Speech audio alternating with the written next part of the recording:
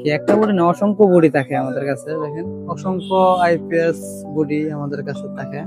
আমরা কিন্তু সার্কিট পাঠাইলে আমাদের কাছে আমরা সার্কিট চেক করে দিতে পারি।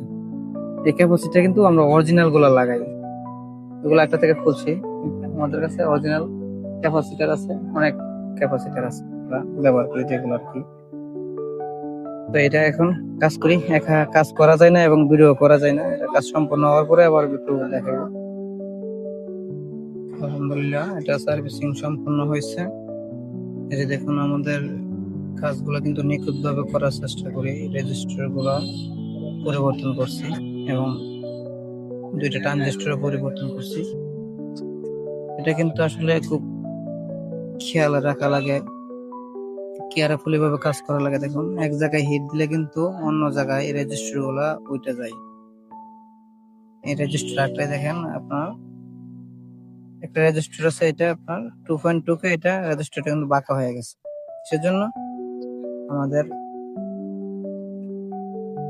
বডি অর্গানের হিটে এক জায়গায় যদি আমরা হিট দিই, অন্য জায়গায় কিন্তু হিটে রেজিস্টার গুলা এবং একটু ইয়ারে রেজিস্টার গুলা বাঁকা হয়ে যায়। এটা কিন্তু আপনার মাথায় রাখতে হবে, সম্পূর্ণ মাথায় রেখে কাজ করতে হবে। অনেক কিন্তু কেয়ারফুলি কাজ করা লাগে। এখন এটা সম্পন্ন হয়েছে। এই যে দেখুন আমরা যেটা কাজ করছি একটু আগে, এই মুহূর্তে যেটা কাজ করছি লাগাইলাম, এটা দেখেন ব্যাকআপ মোডে দিই, সম্পূর্ণ ঠিক আছে, লোডে আছে। অনেকে ভাবতে পারে ভাই ফ্রিকোয়েন্সি কেন উঠতেছে না, ভাই রুমিন আছে এরকমই আপনার ফ্রিকোয়েন্সি অ্যাকুরেট থাকে না, এই জন্য ফ্যানের রেগুলেটর কেটে যায়।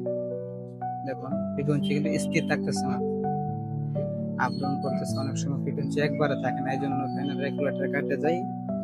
মানে রুমিনাসের স্কোয়ার ওয়েভের ক্ষেত্রে এই যে আপনি দেখেন মডেলটা, এই মডেলের যত আইপিএস গুলো আছে সম্পূর্ণ কিন্তু আপনার স্কোয়ার ওয়েভ, সবগুলো কিন্তু স্কোয়ার ওয়েভ। এই মডেলে যে আছে ইকুয়াট প্লাস এবং ইকুয়াট নিউ, এগুলা হয়েছে আপনার স্কোয়ার ওয়েভ, এই জন্য রেগুলেটর কেটে যায়। দেখেন আমি কিন্তু 300 ওয়াট রোডে রাখছি, তারপরেও ফ্রিকোয়েন্সি স্থির হইতেছে না। দেখছেন কিভাবে আপ ডাউন করতেছে। এখন ফ্রিকোয়েন্সি নাই, আবার আসছে আবার চলে যায়।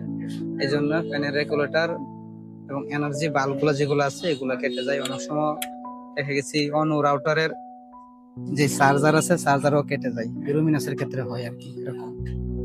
ধন্যবাদ, সবাই ভালো থাকবেন। আর যারা আমার কাছে সার্ভিসিং করতেছেন এভাবে কুরিয়ার করে দিতে পারেন, শুধু এভাবে সার্কিটটা খুলে আমার কাছে কুরিয়ার করে দিলে আমি সার্ভিসিং করে দেবো।